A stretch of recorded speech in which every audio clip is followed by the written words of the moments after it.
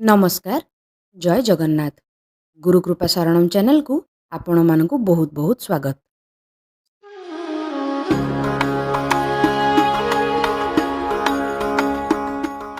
जगन्नाथ क्रिया बा दीक्षा अत्यंत सुंदर और भिन्न।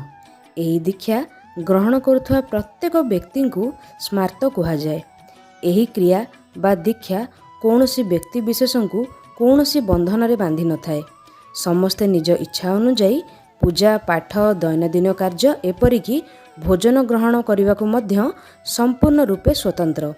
एही दीक्षा उभय द्वैत और अद्वैतवाद विशिष्ट अटे। एतद् व्यतीत जोग तंत्र पुराण वेद उपनिषदर सम्मिश्रण ज्ञान एही दीक्षारे रहिछि।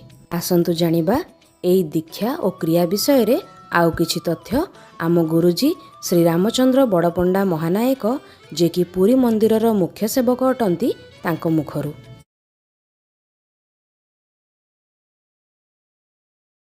देखा दरकार आम दीक्षा नेबा कहीं गुरु आ शिक्षक भर पार्थक्य कौन? गुरु करे ना तुम जहाँ थाए नहीं जाए, चाहे से पाप हो पुण्य हो से जेकोसी कर्म फल हो जब स्पूर्ण नहीं मुक्ति रास्ता खुलगला। स्पूर्ण नाला बंद से पुणी पाप कर जन्म नब पुण्य पुण्य पुण्य फल भोगिया जन्म नब तो जन्म बाहर आमको स्पूर्ण होगा पड़ो। एक द्वितीय आम तो प्रिलिमिनारी स्टेज शुण नहीं आमर जो जगन्नाथ क्रिया आसी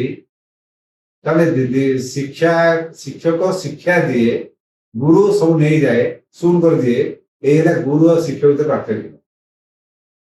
तब आम दीक्षा दीक्षार शब्दर अर्थ बहुत व्यापक। मनुष्य क्या गोटे आश्रय कर चले माने आदर्श रखी चले।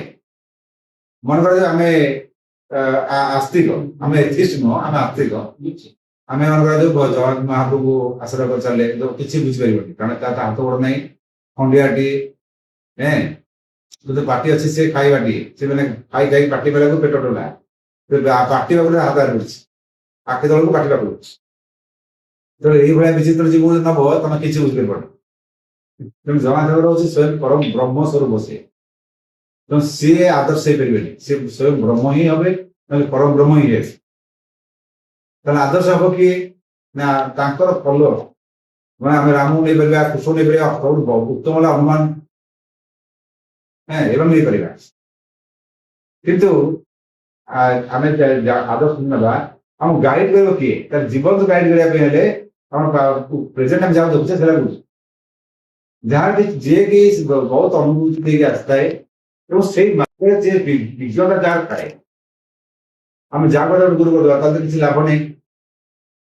तेना आम जगन्नाथ क्रिया आम 7टा स्टेप रही आम 7टा स्टेप प्रथम 3टा स्टेप है भोगी स्टेप माने भोग उपभोग करवा केमती भू क्रिया माने आम जो चक्र अच्छी जगन्नाथ रत्न सिंहासन पाखे आम 7टी बाड़ अच्छी बलभद्र सुभद्रा जगन्नाथ सुदर्शन भूदेवी श्रीदेवी माधव ये 4 ये 3 7टा जगन्नाथ पाखु जावाक 7टा द्वार अच्छी जगन्नाथ पाख द्वारा गंभीरा पोखरिया द्वार हूँ कलाहाट द्वार तार फ्रंट आसले जयविद्युत द्वार इपटे इपटे बेहरण द्वार 3 ठीक है इपटे घंटी द्वार जो घंटी बड़ घंटा रही थुआई जाऊला जहाज घंटी द्वार आर गोटे 7 बास द्वार जोड़े इपटे पंडा द्वार मुद्र द्वार जोड़े ये 4 3 7टा द्वार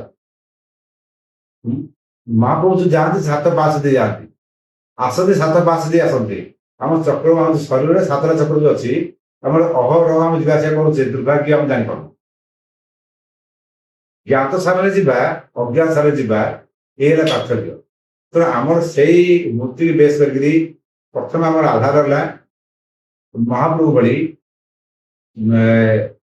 शारीरिक मानसिक आर्थिक रिक्वायरमेंट आर्थिक एवं पारिवारिक ये 4टा शांति दरकार पार्थक्य। ये 4टा शांति जहाँ जहाँ दरकार से प्रथम क्रिया दि तार प्रोसेसटा से मंत्र बेस जदि मंत्र बेस रही मंत्र प्रति अक्षर मूल्य बहुत रही है से मंत्र मन को आम गोटे कह ओम ओम क्लीं क्लीं क्लीं ओम क्लीं क्लीं क्लीं କହିଲି ଓମ୍ କ୍ରିମ୍ କ୍ରିମ୍ କ୍ରିମ୍ ଏଇଟା କହିଲି ଓମ୍ ଧରି 3ଟା କ୍ରିମ୍ ଲଗେଇଦବା ବା କ୍ରିମ୍ ଲଗେଇଦବା ତାପରେ ଏମିତି ଓମ୍ କ୍ରିମ୍ କ୍ରିମ୍ କ୍ରିମ୍ ଓମ୍ କ୍ରିମ୍ କ୍ରିମ୍ କ୍ରିମ୍ ଓମ୍ କ୍ରିମ୍ କ୍ରିମ୍ କ୍ରିମ୍ ଜପିବା। ଆକୁ ବେଶୀ ଜପିବାନି, ମାତ୍ର 1000 ଥର। ଦିନେ ଯିବ 2 ଦିନ ଯିବ, ତୃତୀୟ ଥର ଦେଖିବେ ଆପଣ ଯୋଉ ଦୋକାନକୁ ଯିବେ ଯାହା ଚାହିଁବେ, ମନେକର ଆପଣ କହିବେ ମତେ ଚାଉଳ 2 କିଲୋ ଦରକାର, ସେ ତାଠୁ କହିବ ଆଜ୍ଞା 2 କିଲୋ ଚାଉଳ ଦରକାର ଦଉଛି, ତାହେଲେ ମୁଁ ତାଠୁ କରିଦବ। ମାନେ ତୁମେ ଯାହା ଭାବିବ ତାହା ତା ମୁଣ୍ଡରେ ପଶିବ, ସେ ସେୟା କରିବ। ତମ ଯିବ ପନିପରିବା କିଣିବା ପାଇଁ ଆଳୁ ବାଇଗଣ ଏଇଟା ପରୀକ୍ଷା କରି ଦେଖ କେମିତି ହଉଛି। କିନ୍ତୁ ଆକୁ ବେଶୀ କରିବନି, ବେଶୀ କଲେ ମୁଣ୍ଡ ବିନ୍ଧିବ, ମାନେ ମୁଣ୍ଡ ବିନ୍ଧା ହବ। ଏଇଟା ଯଦିଓ କାଳିକ ମନ୍ତ୍ର, କିନ୍ତୁ ଓମ୍ କ୍ରିମ୍ ଗୋଟେ କହିଲେ ହବନି, କେତେ ପାର୍ଥକ୍ୟ ଆସିଲାଣି। ତ ମନ୍ତ୍ରରେ ଆମେ କହିବା କ୍ଲିଂ ଅଲଗା ଆସିବ, କ୍ରିମ୍ ଅଲଗା ଆସିବ।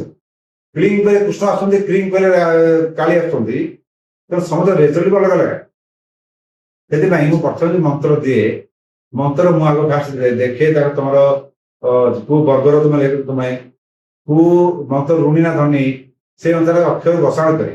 ତ ରିକ୍ୱାରମେଣ୍ଟ ଅନୁସାରେ ଧନ ଦରକାର, ମନସ୍କାମ ଦରକାର, ଆଉ ମନେକର ଏଇ ଯାହା ରିକ୍ୱାରମେଣ୍ଟ ଥାଏ, ସେ ଅନୁସାରେ ମନ୍ତ୍ର ବସାଣ କରେ। ତାପରେ ମୁଁ ଦେଖେ ଯେ ସେଟା ଅଛି ନା ନାହିଁ ବ୍ରହ୍ମାଣ୍ଡରେ। ଯଦି ବ୍ରହ୍ମାଣ୍ଡରେ ଅଛି ତାହେଲେ ସେ ମନ୍ତ୍ରଟାକୁ 10ଟା ଶୋଧନ ବଳ ଅଛି। 10ଟା ଶୋଧନ କଲା ପରେ ଯାଇକି ମନ୍ତ୍ରଟା ଦିଏ। ଯଦିଓ ମନ୍ତ୍ର ବେଶ, କିନ୍ତୁ ଆ ଦେହରେ କ୍ରିୟାତ୍ମକ ଜିନିଷ ବହୁତ ଅଛି। କାର୍ଯ୍ୟ କେମିତି କରିବ, ମନ୍ତ୍ର ବେଶ ହେଲେ ମନରେ ଗୋଟେ ବୟସ୍କ ଲୋକ ଏଇ ଯୋଉ ଅଛନ୍ତି, ଜଣେ ଚେୟାରରେ ବସନ୍ତି, ସେ ତଳେ ବସିପାରିବେନି, ତାଙ୍କ ପ୍ରୋବ୍ଲେମ ନାଟରେ ଅଛି, ଅଣ୍ଟାରେ ଅଛି। ତ ଚେୟାରରେ ବସିଲେ ଚେୟାରଟା ଏମିତି ବସିଲ, ଏଇ ପଛପଟେ ଗୋଟେ ଟିକେ ନେଇଗଲେ ମୋର ପେଟଟା ବ୍ୟାକବୋନଟା ଭର୍ଟିକାଲ ହେଇଯିବ। ସେ ବ୍ୟାକବୋନ ଭର୍ଟିକାଲ ଦରକାର, ଆଉ ରେଷ୍ଟ, ପୁରା ରେଷ୍ଟ, ମାନେ ହାଲକା ରହିବା ଗୋଟେ ଦରକାର, ମାନେ ସପୋର୍ଟିଂ ଦରକାର ଦିନକୁ। ହେଲେ ତମେ ହାଲକାରେ ବସିଲ, ଆରାମସେ କ୍ରିୟା କର। ମୁଁ ସେ କ୍ରିୟା ବତେଇବି, ପୁରା ଶାନ୍ତିରେ ବଢିଆ ଲାଗିବ। ହୁଏତ ଭଲ ଜାଗାରେ ଏମିତି ହେଇପାରେ ତମେ ଆଉ ସୁସ୍ଥ ହେଇଯାଇପାରିବ, ହେଇଯାନ୍ତି, ବହୁତ ଲୋକ ସୁସ୍ଥ ବି ହେଇଛନ୍ତି, ସେଟା ପଛରେ ଦେଖିବା, କିନ୍ତୁ ହେଇଯିବ। ବିଶେଷ କରି ବହୁତ ଲୋକ ଦେଖାଯାଇଛି ମାସ ପ୍ରାକ୍ଟିସ କଲା ପରେ ତାଙ୍କର ଡାଇବେଟିସ୍, ବ୍ଲଡ ପ୍ରେସର, ଏଇ ସବୁ ଗୁଡା ପ୍ରାୟ କମି ଆସିଛି।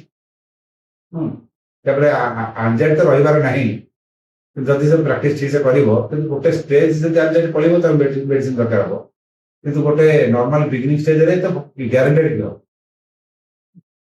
ଭୂମି ସ୍ଥାପନ, ଭୂମି ସ୍ଥାପନ କରୁଛି ସେଥିରେ ଯେ ଭୂମି ଆମେ ଚିନ୍ତା କଲେ ଯେ ଅମୁକ ଜାଗାରେ ଆମେ ଧାନ ବିଲ କରିବା, ଅମୁକ ଜାଗାରେ ବଗିଚା କରିବା, ସେଠି ଭୂମି ସ୍ଥାପନ, ଭୂକ୍ରିୟା ମାନେ ଭୂମି ପ୍ରକୃତି। ଦ୍ୱିତୀୟ କ୍ରିୟା ଆସିବ ଆମର ଭଦ୍ର କ୍ରିୟା ବା ବଳଭଦ୍ର କ୍ରିୟା, ମାନେ ହଳ କର, ମାନେ ଭୂମିଟା ଉର୍ବର କରିବା କଥା, ତା ଦେହରେ ବୀଜ ରୋପଣ କରିବା କଥା। ମାନେ ପ୍ରଥମ ଚକ୍ର ହେଲା ମୂଳାଧାର, ଦ୍ୱିତୀୟ ଚକ୍ର ହେଲା ସ୍ୱାଧିଷ୍ଠାନ। ଆମେ ସ୍ୱ ଅଧିଷ୍ଠାନ, ଆମେ ନିଜେ ରହିଛୁ ବୋଲି ଆମେ ସେଇଠି ଜନ୍ମ କରୁଛେ। ତେଣୁ ବୀଜ ରୋପଣ ମାନେ ରୋପଣ କଲେ ସେଟା ବଳଭଦ୍ର କ୍ରିୟା ବା ଭଦ୍ର କ୍ରିୟା। ତାପରେ ତୃତୀୟ କ୍ରିୟା ଆମେ ଆସୁଛେ ନାଭି ଚକ୍ରକୁ, ଯାହା କହୁଛି ମଣିପୁର ଚକ୍ର। ମଣି ମାନେ ଭର୍ତ୍ତି ଧନ ସମ୍ପତ୍ତି, ସେ ତମେ ଯାହା ନିଜର ଅଛି ସବୁ ଫୁଲଫିଲ୍ ହେଇଯିବ।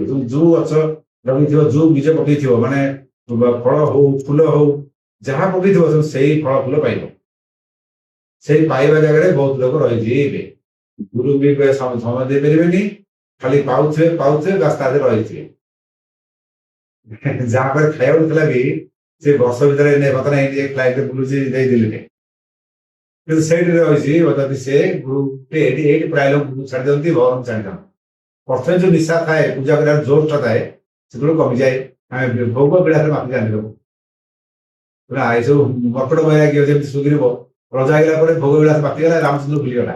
ରାମଚନ୍ଦ୍ର ରାମ ବସୁଛନ୍ତି, ଆଉ ରାମ ଲକ୍ଷ୍ମଣ କଣ କଲା ସେ, ସେଇ ଅବସ୍ଥା ସମସ୍ତଙ୍କର ପ୍ରାୟ।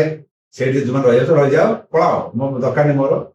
କିନ୍ତୁ ଏଇ ଯୋଉ ଚାଖଣ୍ଡେ ନାଭିଠୁ ହୃଦୟ, ଏଇ ଚାଖଣ୍ଡେ ସେମାନେ କହିବେ ଯେ ନା ଆମେ ଦରକାର କରୁନୁ, ଆମେ ଯେତିକି ରିକ୍ୱାରମେଣ୍ଟ ହେଇଗଲା, ସଂସାର ହେଲା, ସନ୍ତାନ କୁଳ ରକ୍ଷା ହେଲା, ଆମର ଦରିଦ୍ର ନାହିଁ, ଆମେ ସୁସ୍ଥ ଅଛୁ, ମାନସିକ ଶାନ୍ତି ଅଛି, ଆମକୁ ଯିବା ଦରକାର ଆନନ୍ଦ ପାଇଁ ଭଗବତ ଉପଲବ୍ଧି କରିବା, ସତ୍ୟର ସନ୍ଧାନ କରିବା। ସେ ସତ୍ୟ ଛାଡ ମାର ଭଗବାନ ବୋଲି, ସତ୍ୟ ତ କଣ, ସତ୍ୟ କଣ ଅଛି, ସତ୍ୟର ସନ୍ଧାନ। ଚାଲ ତାହେଲେ ଏଇ ଚାଖଣ୍ଡଟା ପରେ ଆମେ ଆଉଥରେ ସଂସ୍କାର ହୁଏ, ପଞ୍ଚଭୂ ସଂସ୍କାର ହବ, ହୋମ ଯଜ୍ଞ ଟିକେ ହବ। ସେଥିରେ କର୍ଣ୍ଣ ଭିତରେ ନାମକରଣ ସବୁ ଅଛି। କର୍ଣ୍ଣ ନାହିଁ ଯେ ଚୂଡ଼ାକର୍ଣ୍ଣ, ବହୁତ ଜିନିଷ ଅଛି। ହେଇକିରି ତାପରେ ତ ମୁଁ ଆରମ୍ଭ କଲା ଆଧ୍ୟାତ୍ମିକ ରାସ୍ତା ସେଇଠି ମାନେ ଭୋଗରୁ ଯୋଗ ଆଡ଼ିକି হ্যাঁ এটা ହେଲା ମାଧବ କ୍ରିୟା ଯେ ମାକୁ ଧରି ଧାରଣ କରିଛି ମାନେ ଲକ୍ଷ୍ମୀ ଧାରଣ କରିଛି ଯେ ମାଧବ କ୍ରିୟା ଏଠି ହେଲା ଭଦ୍ରା କ୍ରିୟା ମାନେ ସୁଭଦ୍ରା କ୍ରିୟା ଏଥିରେ ସ୍ୱର ଜ୍ଞାନ ତମକୁ ସବୁ ଦିଆଯିବ ମାନେ ସ୍ୱର ଜ୍ଞାନ ଯୋଉଟା ରହିଲା ମାନେ କୋଉ କେମିତି ସ୍ୱରରେ ଏଇ ସ୍ୱର ଜ୍ଞାନ ବହୁତ ଚମତ୍କାର ମାନେ ତନ୍ତ୍ର ଭଳିଆ କାମ କରିବ ଏଇଟା ଟିକେ ଚେଞ୍ଜ ଚାଞ୍ଜ କରିଦବ ରୋଗ ଭଲ ହେଇଯିବ ଟିକେ ଚେଞ୍ଜ ଚାଞ୍ଜ କରିଦେଲେ ତମେ ବଶୀକରଣ କରିଦବ ଟିକେ ଚେଞ୍ଜ ଚାଞ୍ଜ କରିଦେଲେ ଲୋକଙ୍କୁ ବୋଧେ ଏଇଠୁ ଉଠିକି ଛାଡ଼ିଦବ ଖାଲି ସ୍ୱର ଧିରେ ମାନେ ନିଶ୍ୱାସ ପ୍ରଶ୍ୱାସରେ ସ୍ୱର କ୍ରିୟା ସେଇଥିରେ ତମର ହଂସ ଯୋଉ ଯୋଡ଼ିବା ସେଇଠି ତମର ଶିଖାଯିବ ଯେ ପ୍ରାଣ ଅପାନ ଯୋଡ଼ି କେମିତି ଇଚ୍ଛା ଅନୁସାରେ ଦେହ ତ୍ୟାଗ କରିବା କରାଯିବ କିନ୍ତୁ ଦେହ ତମେ ବାହାରି ତମେ ନିଜେ ଶରୀର ବସିଥିବ ତମେ ଆଉ ନେড়ে ବୁଲୁଥିବ ସେଇଥିରେ ଶିଖେଇବି ତାପରେ ସୁଦର୍ଶନ କ୍ରିୟା ବାସ୍ତବ ଦର୍ଶନ ଦୃଶ୍ୟ ଦର୍ଶନ ତେଣୁ ଯାହା ଦ୍ୱାରା ତମେ ପ୍ରକୃତ ସତ୍ୟରେ ଜାଣିପାରିବ ଦେଖିପାରିବ ସେଇଟା ଏଇଠି ସୁଦର୍ଶନ କ୍ରିୟା ଆଜ୍ଞା ଚକ୍ର ବିଶୁଦ୍ଧ ଚକ୍ର ଆଜ୍ଞା ଚକ୍ର এইটা ଯାଇକି ଆକ୍ଚୁଆଲି କୁଣ୍ଡଳୀ ମାନେ କନେକ୍ସନ ଅଛି ଏଇଠୁ ତ କନେକ୍ସନ ନାହିଁ ତେଣୁ ଆମେ କୋଉ ଷଡ଼ଚକ୍ର ଭେଦ ଷଡ଼ଚକ୍ର ବୁଲୁଥିବା କିନ୍ତୁ ଏଇଠୁ ଛାଡ଼ିଦେଲା ପରେ ଜଗନ୍ନାଥ କାହା ସାଙ୍ଗେ ଆଟାଚ ନୁହନ୍ତି ଜଗନ୍ନାଥ ମୁଣ୍ଡଟା ପ୍ଲେନ୍ ତେଣୁ ସେଇଠି ଆସିଲା ଜଗନ୍ନାଥ କ୍ରିୟା ଏଇଟା ବେଳକୁ ତମେ କେତେ ଦୂର ଯିବ ନଯିବ ମୁଁ ଜାଣିନି କି ମୁଁ ବି ଥିବି ନଥିବି ଭଗବାନ କିନ୍ତୁ 12 ବର୍ଷ ଲାଗିବ ମିନିମମ୍ ମୁଁ ମଧ୍ୟ ଗୋଟେ ଦାନ୍ତ କରିଦେଲି ପକାଇଲା ଭଳିଆ ମୁଁ କହିଲି ମତେ ଇଞ୍ଜେକ୍ସନ ଦିଅନ୍ତି ବଦ୍ରା ଇଞ୍ଜେକ୍ସନ ଦେଖିବି ପେନ୍ଟା ବି ଦେଖିବି କେମିତି ହଉଛି ପଡ଼ିଥିଲା କିଛି ଲାଗିଲାନି ମାନେ ଜାଣିପାରିଲି ପେନ୍ ହଉଛି କିନ୍ତୁ କିଛି ରକ୍ତ ଦେଲାନି ସେମିତି ଆମର ସର୍ଦ୍ଦାର ବଲ୍ଲଭଭାଇ ପଟେଲ ଯାହାକୁ ଆମେ ଆଇରନ୍ ମ୍ୟାନ୍ କହିବା ସେ ଓପନ ହାର୍ଟ ସର୍ଜରୀ କରିଥିଲେ ସେନ୍ସରେ ଥାଇକି ଦେଖୁଥିଲେ କି ଆମ ହାର୍ଟ କେମିତି ଅପରେସନ ହଉଛି ତେଣୁ ବ୍ରିଟିଶ ସମୟରେ ବ୍ରିଟିଶ ସରକାର କହିଥିଲା ଯେ ଇଏ ଆଇରନ୍ ମ୍ୟାନ୍ ସେମାନେ ଚିନ୍ତା କରୁଥିବେ କୋଉ ଭଳିଆ ତେଣୁ ଏଇଭଳିଆ ବ୍ରେନ୍ରେ ତମେ କରିଦିଆଯିବ ଯେ ତମେ ସବୁ ସମସ୍ତ ଦୁଃଖ ସହିପାରୁଥିବ ମାନେ କିଛି ତମ ବ୍ରେନ୍କୁ ଆଟାକ୍ କରିପାରିବନି ତମେ ଚାहे ସେ କୋଭିଡ ଆସୁ ସେ କରୋନା ଆସୁ ସେ ଚାहे ସବୁ ତମେ ମାନେ ଜୀବାଣୁ ଭୂତାଣୁ ଭିତରେ ବୁଡ଼ିକି ଯାଅ ତମ ଭିତରେ ସେ ଟଚ୍ କରିପାରିବ ନାହିଁ ଭିତରେ ଯାଇପାରିବ ফুল প্রোটেকশন মানে আন্টিবায়োটিক ইম্ୟୁନ୍ କାପାସିଟି ବଢ଼ିଯାଏ ଏଇଟା କରିଦିଆଯାଏ ଆଉ ମାଇଣ୍ଡଟାକୁ ପୁରା ପ୍ରଜ୍ଞାବାଦୀ କରିଦିଆଯାଏ ଟଚ୍ କରିବନି କିଛି ତେଣୁ ଏଇଠି ହେଲା ସୁଦର୍ଶନ ମାନେ ଦୃଶ୍ୟ ବିଜ୍ଞାନକ ଦର୍ଶନ ସୁ ମାନେ ଭଲ ଯେଟା ପ୍ରକୃତ ଦର୍ଶନ ଏଠି ଦିଆଯାଏ ଆଉ ଜଗନ୍ନାଥ କ୍ରିୟାକୁ ନିର୍ବିକାଶିତ ସର୍ବତ୍ର ବ୍ରହ୍ମମୟ ବା ଇଚ୍ଛା ଅନୁସାରେ ଶରୀରରେ ଇଚ୍ଛା ଅନୁସାରେ ଶରୀର ଯିବ ଯାଇ ଇଠି ଶରୀର ଛାଡ଼ିକି ଆଉ ଗୋଟେ ବୁଲିବାକୁ ଉଠିଥିବ ଏକାଥରେ 10ଟା ଶରୀର ସୃଷ୍ଟି ହଉଥିବ 100 ଶରୀର ସୃଷ୍ଟି ହଉଥିବ ସିଏ ତ ପରାଶକ୍ତି ଆଉ ତାକୁ ତ ପଛ କଥା ଏଇ ହେଲା ମୂଳ ଉଦ୍ଦେଶ୍ୟ ତେଣୁ ଆପଣ କେତେ ଦୂର ସବୁ ଯିବେ ସେ ଅଲଗା କଥା କିନ୍ତୁ ମୋ ମତରେ ଅନ୍ଧବିଶ୍ୱାସକୁ ତ୍ୟାଗ କରନ୍ତୁ ଆଉ ଜଗନ୍ନାଥ ମହାପ୍ରଭୁ ଟିକେ ଆସନ୍ତୁ ଜଗନ୍ନାଥ ମହାପ୍ରଭୁ ଏଇ ଜିନିଷଟା ଅନ୍ଧବିଶ୍ୱାସରେ ପକେଇବା ଜଗନ୍ନାଥ ନୁହନ୍ତି ସେ ଚମତ୍କାର ତାପରେ ଯୋଉ କହୁଛନ୍ତି ତା ପାଇଁ ସେଟା ଚମତ୍କାର ବି ନୁହଁ ନା ଆମେ ସାଧାରଣ କାରଣ ସିଏ ଗୋଟେ ଯେମିତି ଗୋଟେ କାରିଗର ଟିଭି ସଜାଡ଼ି ଜାଣିଛି ବା ଟିଭି ତିଆରି କରୁଛି ସେ ଜାଣୁଛି କୋଉଠି କୋଉ ପାର୍ଟ ରହିଛି କୋଉଟା ଖରାପ ହେଲେ କେମିତି ହବ ସିଏ ଯେତେବେଳେ ଆମ ତିଆରି କରୁଛନ୍ତି ଆମ ଶରୀରକୁ ତାହେଲେ ସିଏ କାହିଁକି ଭଲ ମାନେ ସେ ଯୋଉଠି ଖରାପ ହେଇଯିବ ସେଇଟା ସେ ଜାଣିଥିବ ନା ଏଇ ଜାଗା ଖରାପ ହେଇଛି ଲୋକଟା ଯାଉଛି ସେ ତିଆରି କରିଦେଲେ ଆମେ ଭଲ ହେଇଗଲେ ଆମେ କହିଲେ ଜଗନ୍ନାଥ ଚମତ୍କାର କରିଦେଲେ ଆଉ ଜଗନ୍ନାଥ ଚମତ୍କାର କଣ ସେ ଚମତ୍କାର ନୁହେଁ ସେ ତାର ମେକାନିସିଆନ ସେ କଳା ନ ହଉଛି ମେକାନିସିଆନ ସେଟା ଆମେ କହୁଛେ ଡକ୍ଟର ମାନେ ଯିଏ ବଡି ଟ୍ରିଟମେଣ୍ଟ ମେକାନିକ ଠିକ କଲା ଆମେ କହୁଛେ ଡକ୍ଟର ଯେ ଏଇ ଲୁହା ପତ୍ର ଏଇ ଯୋଉ ଟିଭି ଏଇ ସବୁ ଠିକ କରୁଛି ଇଲେକ୍ଟ୍ରିସିଆନ କାମ କରୁଛି ଇଲେକ୍ଟ୍ରୋନିକ ବାଲା ବା ଇଲେକ୍ଟ୍ରିସିଆନ ବା ଇଞ୍ଜିନିୟର ସେ ଡକ୍ଟର ଯାଏ ଇଞ୍ଜିନିୟର ସେୟା ये बॉडी ठीक होती से मेकिन ठीक होती है तो कौन टा फरक କିଛି ନାହିଁ ଏଇ ତ ଆଶ୍ଚର୍ଯ୍ୟ ପ୍ରଥମେ ଶ୍ଵେତ ମହାଦେବ ଥିଲେ ଚାରି ହାତରେ 8ଟା ଆୟୁଧ ଧରିଥିଲେ ତାପରେ ଯେତେବେଳେ ବିଦ୍ୟାପତି ଯୋଉ ଗଲା ସେତେବେଳେ ସେ ନୀଳମାଧବ ଆସିଲେ 81 ଆଙ୍ଗୁଳିର ଗୋଟେ ଗୋଟିକିଆ ନୀଳା ପଥରରେ ତିଆରି ହେଇଥିବା ଗୋଟେ ନୀଳମାଧବଙ୍କ ମୂର୍ତ୍ତି ସେ ଚାରି ହାତରେ ଶଙ୍ଖଚକ୍ର ଧରିଛନ୍ତି ଅନନ୍ତ ସୈନ୍ୟରେ ବସିଛନ୍ତି ଆଉ ବସିଛନ୍ତି ଛତ୍ର ଭଳିଆ ଟେକିଛି ନାଗ ଫେଣା ଏପଟେ ଲକ୍ଷ୍ମୀ ବସିଛନ୍ତି ବାମ ପଟରେ ବସିକି ବୀଣା ବାଦନ କରୁଛନ୍ତି ସେପଟେ ନାରଦ ଅଛନ୍ତି ଆଗପଟେ ଗରୁଡ଼ ହାତ ଯୋଡ଼ିକି ଠିଆ ହେଇଛି ବସିଛି ଏଇଭଳି ଭାବରେ ତାଙ୍କର ବସ ବର୍ଣ୍ଣନା ହେଇଛି ତାପରେ ତାକୁ କଣ ବିଦ୍ୟାପତି ଦେଖିଥିଲେ ଯୋଉ ବିଦ୍ୟାପତି ହେଲା ଆଉ ବଡ ବଡାର ବଂଶଧର ଗୁରୁ ଦୀକ୍ଷା ବିଷୟରେ ଜାଣିବାକୁ ଥିଲେ ଆମକୁ କମେଣ୍ଟ ମାଧ୍ୟମରେ ଜଣାନ୍ତୁ ଓ ଏହିପରି ଭିଡ଼ିଓ ଗୁଡ଼ିକ ଦେଖିବା ପାଇଁ ଆମ ଚ୍ୟାନେଲକୁ ସବସ୍କ୍ରାଇବ୍ କରି ବେଲ୍ ଆଇକନ୍ଟିକୁ ପ୍ରେସ୍ କରନ୍ତୁ। ଜୟ ଜଗନ୍ନାଥ।